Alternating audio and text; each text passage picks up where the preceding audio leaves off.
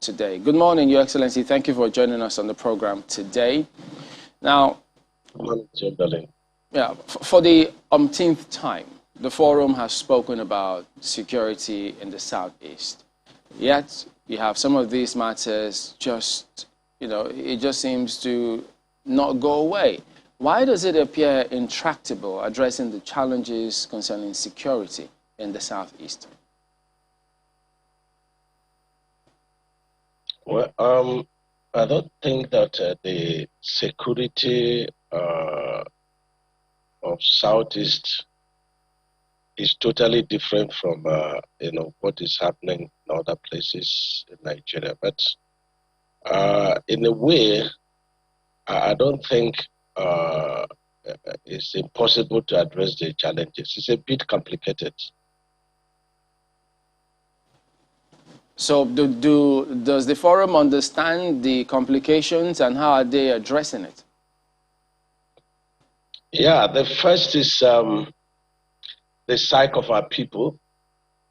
Over time, there have been these issues of marginalization, the region not being treated equally with, other regions.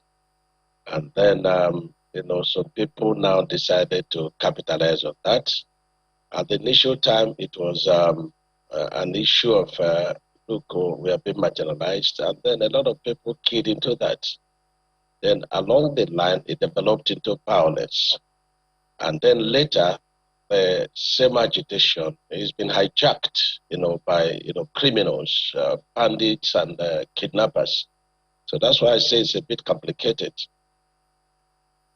I can ask you, Your Excellency, who are the people that Southeast governors have been able to identify as behind these heinous acts? You have referenced the fact that they are bandits and terrorists and all of that, and some would say that's escapist. It's only fair to just say, okay, those are the people that have been fomenting this trouble all over the nation. But speaking specifically for the Southeast, who are the people that are behind these heinous acts, and what could one say is the reason? What do they want? Well, you see, at the beginning where we have the IPOP saying the agitation, they're agitating for the creation of Biafra, and their reason is that, we are being marginalized. And then a lot of people kidding. If anybody has differences, with the center, the person becomes a supporter of IPOP. If you sort anything, at the federal level, and you fail to get it, you become a supporter of IPOP. Those in diaspora that went for greener pastures and they failed to, get such, they will become very bitter with the Nigerian society.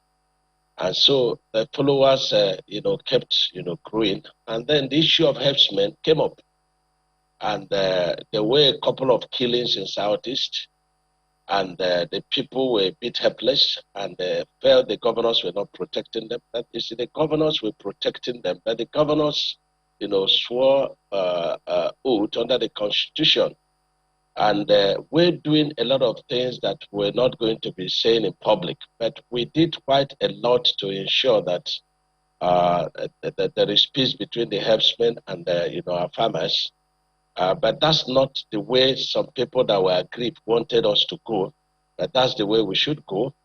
If you recall what is happening elsewhere between the herdsmen and the farmers, you will see that the governors of Southeast really did well. So then came up the IPOP with ESN, which is the militant aspect of the IPOP. And then they started to issue orders of threats. If you do this, we will do this, and all kind of stuff. And so along the line, the whole exercise is being hijacked. In Southeast, you don't no longer have kidnappers, cultists. Everyone that, does one criminality or the other claims to be IPOP. And also, some politicians, from what we learned, also capitalized on that and began to also import killers from outside Southeast, to advance their political interests. like what we are seeing in Anambra State from the accounts of yesterday. I don't have details. And so those are, the situations we found ourselves. All right, but Your Excellency, there are those who are of the opinion that the Southeast governors actually have to take a huge part of responsibility as to how this has festered, because they think when this was at what they described as the elementary stage, that the authorities there could have seen these loopholes before it then graduated to the directive to sit at home, the formation of certain security networks up until when politicians now started importing people to come into those areas and begin to carry out some of these things. So they thought what the governors are doing now, they should have done a long time ago. Yeah, but I don't know what the governors of Southeast are doing now that they didn't do before. You see, some uninformed elements, felt that the only way to solve the problem between us and herdsmen, was to ask them to leave Southeast. But that is very unnational, because our people also live in the north, they also live in the west. And so we had to mediate to ensure that we set up a kind of committees that involves these herdsmen and our farmers. And in many cases, we triumphed. But you must also know that most of these killer herdsmen came from outside. And we'll be shouting it at the national level and we'll be shouting it at the state level. So there's nothing we are doing now that we didn't do. But remember that the governors, the attempts they made, to also checkmate some of these things, because of the psyche of our people, being brainwashed, I can use that, believing that someone is fighting for them. We didn't really have the support of the masses because they have been indoctrinated, they have been misinformed. But now the situation is changing because they are beginning to say, look, if you are fighting for us, why are you killing us? Even if you are not the one killing us, by your words, by your broadcast, you've made ways for us to be killed. And we no longer will tolerate that.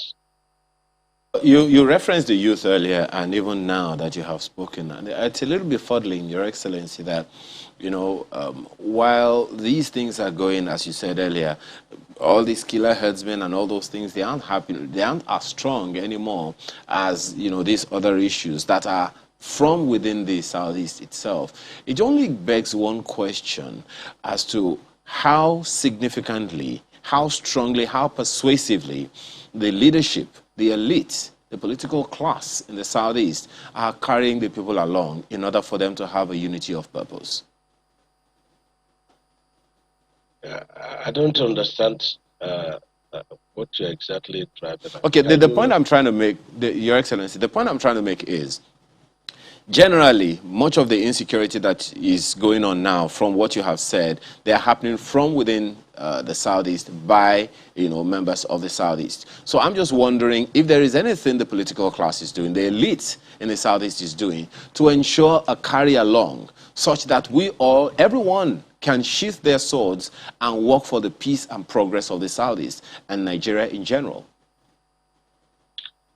Yeah, about 2 months back, we had very extensive meeting, with our larger stakeholders in Southeast and with Ohanese, and we asked Ohanese to drive, a number of committees, committee on security, committee on marginalization, committee on industrialization, committee on youth development, and they did. Just yesterday, they submitted their report to us, which we're going to escalate to our stakeholders to study, and then we now come up with, means and ways to implement them. But don't forget that the NSAS gave us also the opportunities in Southeast, and we have organized a number of our youths, in conferences, and then we have set up a number of empowerment programs, for the youths.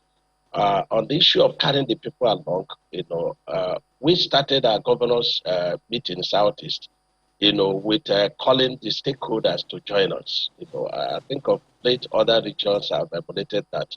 So we've done everything possible to carry everybody along, and the clergy, very important people in this project, because our people tend to believe them, when they mount the pulpits and talk to the people. So we've been carrying them along.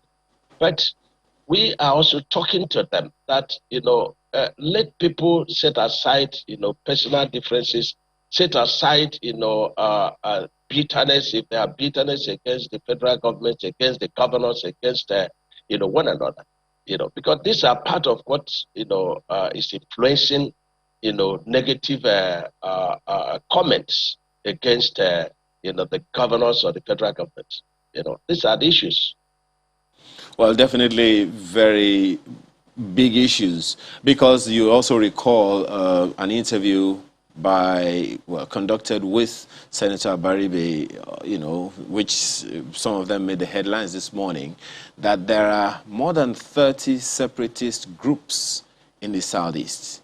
Do you agree with him? Well, he's talking from the point of his information, but, as a governor, I don't see that. Yes, the separatist groups, we know of IPOP, we know of, MAZOP, but MAZOP, has never been violent, for sure, and they're approachable and they tend to reason with us. But these other people, the IPOP, their command is never in the country. And every one of them stays out and then dishes out messages of bitterness and messages of threat and fear and killings. And they are not here with us to feel the pain. So these are just the two groups I can talk about. But I fear that if IPOP does not fails to stop and call their people to order and to stop the threats and the killings and all the stuff, that other groups will rise up to counter it. But there's no way Southeast will be grounded. There's no way Southeast will be sitting at home while other part of the country, will be doing businesses. And whereas we are the people that should actually be moving, because we earn our living by moving. So how is it that those persons who you described as maybe fifth columnists, how are the people listening to them and not listening to the elected officials? We can't understand it. Well, you've listened to their messages, and the messages that they dish out, they are not the kind of things that elected governors will implement. No elected governor, we come and say, this set of people for so reason, they must leave Southeast. There are good people everywhere, there are bad people everywhere.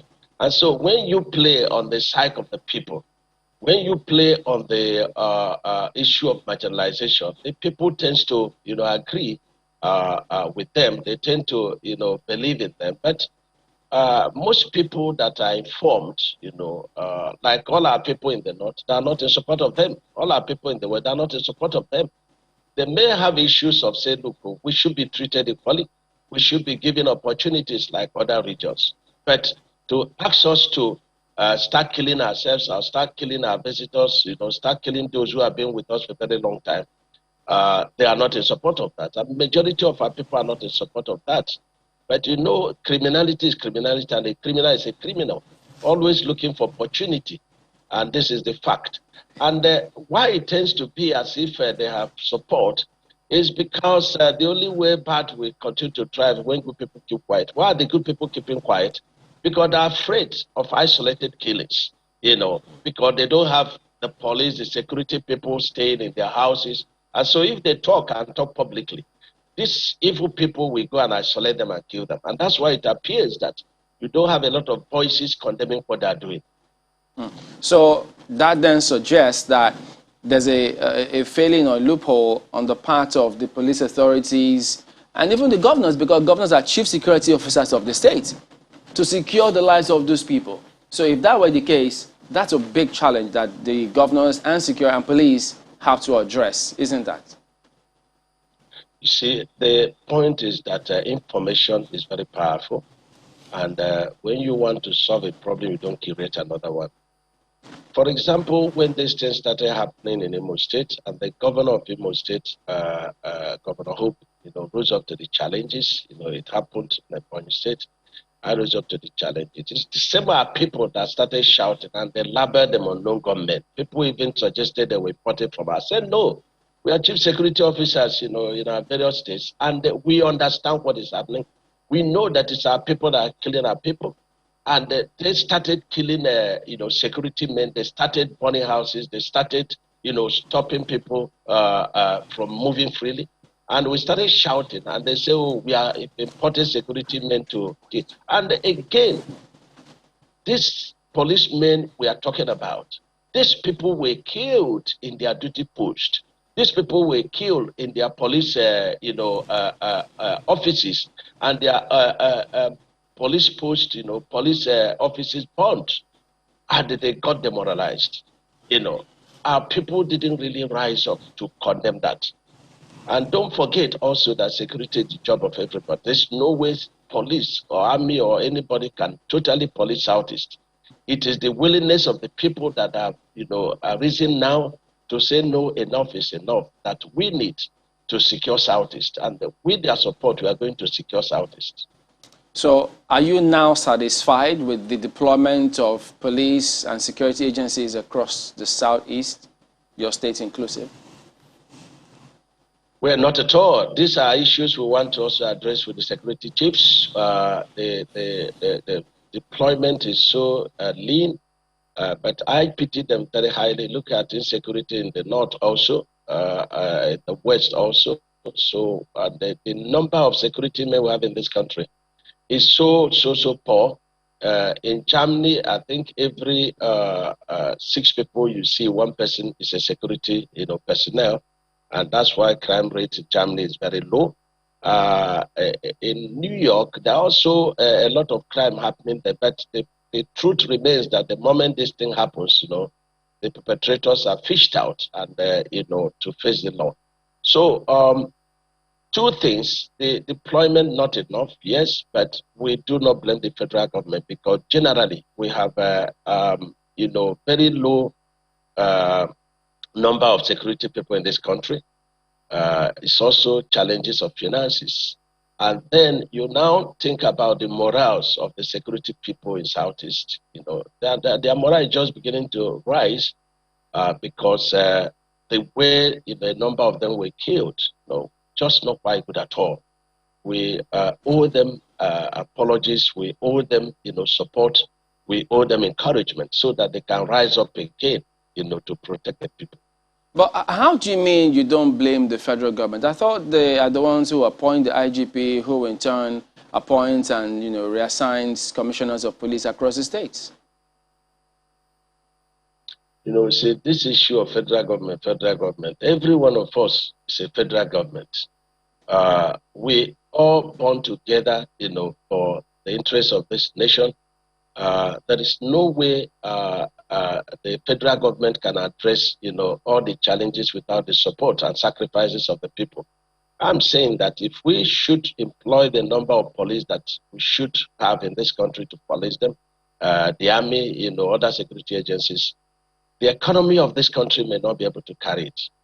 And that's why we've been agitating for, state police to be less expensive because a number of issues like intelligence gathering, will be addressed and which will be less expensive. And so when I say I don't blame them, it's because of every sector of this, economy is begging for, attention. That's why I say I don't blame them. Well, Your Excellency, on a lighter note, when you said everyone is federal government, I'm wondering, who then is state government? But the local government at that. But seriously, when that communique, that you delivered yesterday said that the Southeast governors will end the sit-at-home, the spate of sit-at-home that's been going on in the Southeast for a while, one wonders exactly how. And it's very important to find a way to carry the people along, to communicate with the people to the effect. So how will the state governments in the Southeast achieve putting an end to the sit-at-home? Well, it's a process, and we are at that stage now. Before now, don't forget that we, in every state and of course every part of this country, we have armed robbers, we have kidnappers, we have cultists, and the state government, now talking about Southeast, been able to contain them. We didn't have this kind of killings. And so if you take it backwards to say, okay, when IPOP came and IPOP started agitation, no country that wants or a part of, let me just put it that you can never get, a nation out of a nation by the kind of hate speeches, being dished out. And then from hate speeches to threats of killings and the actual killings and the information of, militant group, And so that's where we are. And the people now started to understand, say, look, if you are fighting to protect us, why are you killing us? Because we are the ones killing ourselves. Occasionally, people are imported from outside to do these killings, but majorly, like in my state, all the people that we have caught that did the killings, all came from Southeast. None came from outside. I'm talking in particular reference to my state. And so the people are beginning to understand. And if people understand, then we will be going back to where we were in fighting criminality. And nobody is going to complain. So we will be telling all our youths everywhere in Southeast, whatever are your grievances, come, let us reason together. Even God Almighty says that you should come with your positions, you should come with your complaints, and let's reason together. So we'll be asking them, let us reason together. You can't be more Catholic than Pope. You can't shave our heads in absence. Whatever is your problems, let us understand with you. If the problem is unemployment, you have nothing doing, we are going to leave every other thing to make sure that you are empowered, And we've been empowering our youth, The only thing is that when you are in the bush, we don't have access to you. So you have to come out of the bush and they work with us to empower you. But when you say no, that you will go in the name of agitation to cause criminality, we will isolate you as a criminal. And this is where we are, and we are very serious about it. Any day anybody says sit at home, people are not sitting at home out of obedience or compliance. People are sitting at home because of fear for their lives. If you have a policeman, to everybody, nobody is going to, obey any sit at home. Nobody is going to obey that. So we are going to do what we've been doing to safeguard the lives of our people, because we've gotten the confidence of our people that these people do not mean well for us, and that you cannot have Biafra by the way they're going about it. Meanwhile, every elite in Southeast is not desirous of Biafra. We don't want Biafra. We want to be treated equally like other regions in Nigeria. So this idea of Biafra is madness, and we have said, no, we don't want Biafra. And it's because, according to our leaders, that we are not being equally treated, that gave rise to this loophole, and people began to work on our psyche, and they began to form these agitation groups. So this is what we intend to do. Well, it turns out that the separationist groups are not just in the southeast, they're equally in the south, and who knows where else you could hear some of these matters. And so there's a fundamental challenge that needs to be addressed by governments, such that these kind of matters, the reason, for which they come up in the first place, are addressed. That perhaps those might just become history if they are. But the forum equally referenced Ibubagu again. So what exactly is the current situation with that? Before I say that, let me talk about other agitation groups from other regions. Let me say that I don't truly believe in those people that I don't mind being castigated, but the truth is that we are being given a push through pretentious, agitation, so that we will continue to, fire on. Because if we go our separate ways, the Southeast people will lose a lot. We've invested a lot in every part of this nation. And so it is not to advantage, to leave our investment and then walk away. And so we are being prompted, to, a kind of say, look, the other people that are agitating to have a nation of their own. Those people are at advantage because we've invested heavily. And the tendency is that if this thing happens, we're going to leave our investment and walk away. We did that before during the Civil War. We do not intend to do that, again. But there's nothing bad in, fighting to be recognized, in fighting to be treated like others, in fighting to have a united, equitable nation, Nigeria. We are better and we are bigger when we are together, and I believe that we will achieve that, not through hate speeches, not through insults to governors or to Mr. President. It can never come true. If I'm a governor and you are insulting me, you believe that I'm going to address, whatever, I forgot to do for you or whatever are your challenges. I will do that. But if you approach me in a simple way, you criticize me constructively, then I will be able to do that, But to insult me and castigate me and say all manner of things that are not, even the truth, there's no leader that will be happy, about that. On the issue of Ebubago, I think this Ebubago have been a vigilante, and through the act of the House of Assembly, they are turned into what our people want, and that's the regional security outfit, that we could name Ebubago. I have since passed my law. My Ebubago is functional and very helpful, working hand in hand with the security agencies.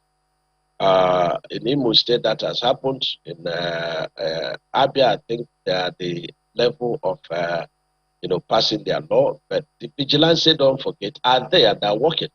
I just read on news, where these hoodlums went to kill two vigilante people in one of the states of Southeast, but the police, arrested them. So it shows that they're working. It shows that they are there to protect the people. So we have given till the end of the year that other states have not passed their law to do that, and we will all come together in a regional headquarters, which is in Enugu, to launch it. But before then, all the states are giving the go-ahead for our leaders to launch the Ebubago, outfit. They are going to also be very helpful. They have not been allowed, before now to really act, but now they are going to act with the community people and with the security agencies to protect the people. The people are desirous of being protected. Well, I'm just wondering, Your Excellency, on that matter about the approach of the populace to elected officials by way of insults. Don't you think that there are those who do that because they don't know any better? For instance, several people will always refer to previous governments who were equally insulted, if not more, but they chose to handle it differently. And so if they the authorities reach out to certain persons differently, who knows, it might even end up winning them to their side, as opposed to just having that stance that, no, you can't have this kind of opinion, so if you do, you already will not have access. Can there be a change of approach on the part of leaders? Because they are supposed to approach things differently, I might add. Again, Chamberlain, we are all leaders in our own rights. You are commanding, some sections of people. If you go to your chief executive, you have needs that everything being done in China, you do not agree with that. And there is no way that you can do everything right. But in trying to address that and you begin to insult your chief executive, I don't think he's going to listen to you. But if you approach him and say, look, A, B, C, D are not good, I'm sure he's going to listen to you. So I don't think it has to do with leaders. When you do not want to work, and again, they will ask me, where is the work? Ask governors about the attitude of some of our people towards work. And it's these people that believe that, the money belongs to them and they don't need to work to earn the money. And these are the people that are filled with bitterness, and these are the people that approach issues. But they are not a majority. They're not a majority. The only thing is that, bad words, incite so much and depend so much. But a lot of youths, a lot of people that approach, governance, with decorum, they have always gotten whatever then they, sought for. And so how we, be advising that hate speeches will further divide us. Hate speeches will not help to build the country. Not that they have no any other way. There's a saying in my play that bad words used to be in the mouth and you say the good one. If everybody should say it's mine, then there will be no nation Nigeria, there will be no world to live in. And so it is a question of, sometimes how you were brought up, and another one, the way you are filled with bitterness. For example, if somebody is very bitter with Dave Umahi, the governor of Ebonyi State, maybe he didn't get one thing or the other, he will carry the same bitterness against Mr. President. Why? Because they will say that Dave Umahi supports Mr. President. So that's how these things are working. The bitterness is not being on objective basis. It just most of the time on personal levels. And that, when somebody is bitter, say, why are you bitter? May not be able to even explain. Chairman, I want you to try it and ask somebody, why are you bitter? Because everyone has got a role to play in the affairs of this nation. Everyone has got a role. Everyone has something to give.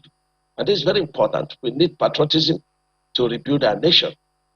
So this is my belief. Well, Your Excellency, one of the issues anyone would raise with you about the patriotism is the trust deficit that has depleted over the years.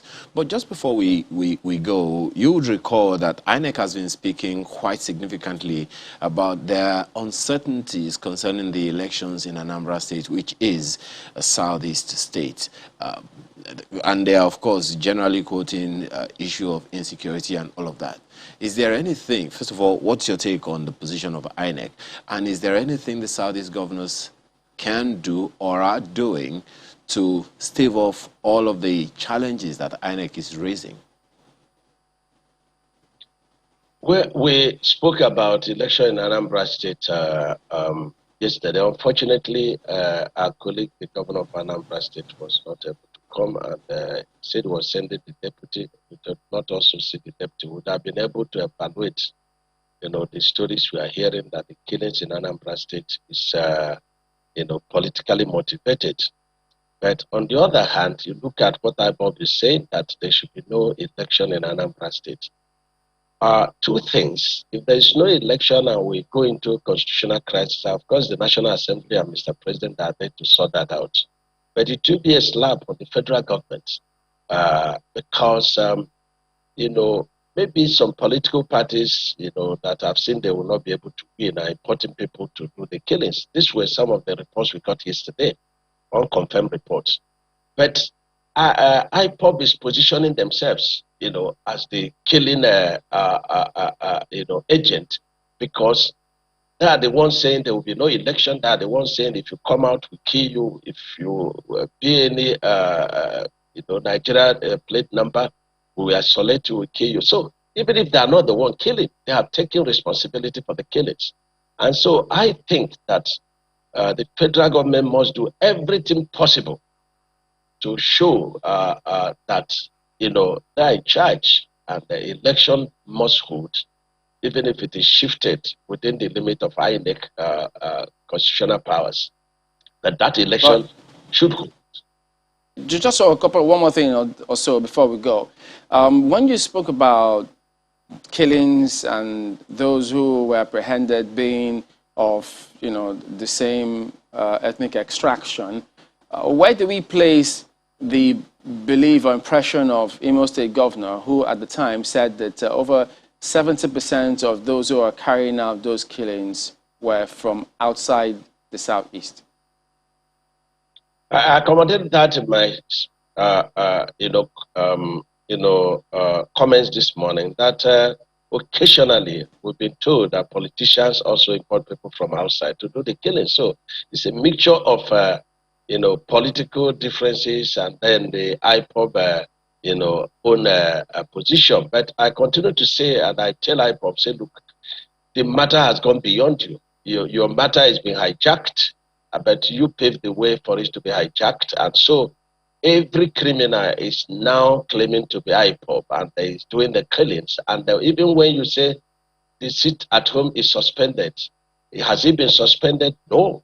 And if you say that, yes, people are not complying because of fear, are they not killings in those days of sit at home? They are killings that are burning of vehicles, which shows that IPOB is not in charge, is not in command anymore, but pure criminality, which we are going to deal with. So I agree with the governor of Imo State that some people are imported to do the killings. But in my state, we don't have political killings, even though opposition may say otherwise. But from my security point of view, and of course, security agencies are there to be. So what we have had in the past has been us killing ourselves, which God has helped to stop. And we're grateful to God. So that's my position about it. All right, then, Your Excellency Dave Umahi, Governor of Ebonyi State and Chairman Southeast Governors Forum, thank you for talking to us today on the program. Thank you very much, Chamberlain.